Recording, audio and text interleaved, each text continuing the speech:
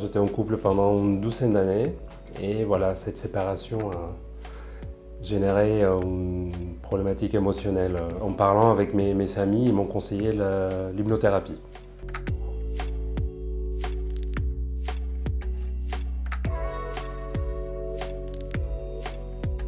C'était en fait suite à une séparation. J'étais en couple pendant une douzaine d'années et voilà, cette séparation a généré une problématique émotionnelle en moi. C'était surtout la perte de poids.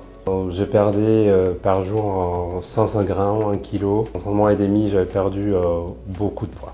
En premier, j'ai vu ma psychologue et ensuite mon médecin généraliste. Ensuite, ma psychologue m'a conseillé de peut-être voir un psychiatre pour prendre des médicaments.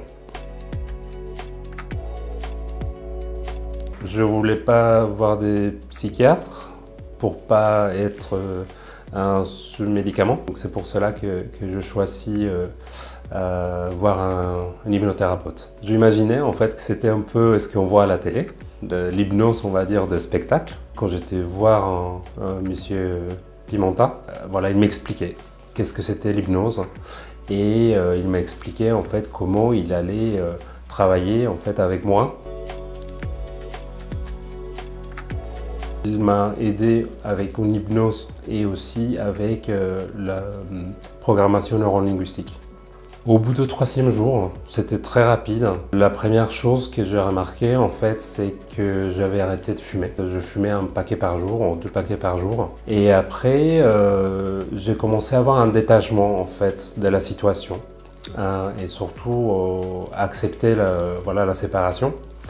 Et je me suis rendu compte, quelques jours après, on va dire 15 jours après, que la perte de poids s'avait arrêté. J'en en parle autour de moi, même pour des problématiques, par exemple, de travail, quand on a beaucoup de stress au travail et qu'on n'arrive pas à se détacher en fait, de ce type de problématiques et qu'on le ramène à la maison. Je pense que l'hypnose, ça pourrait être une bonne solution.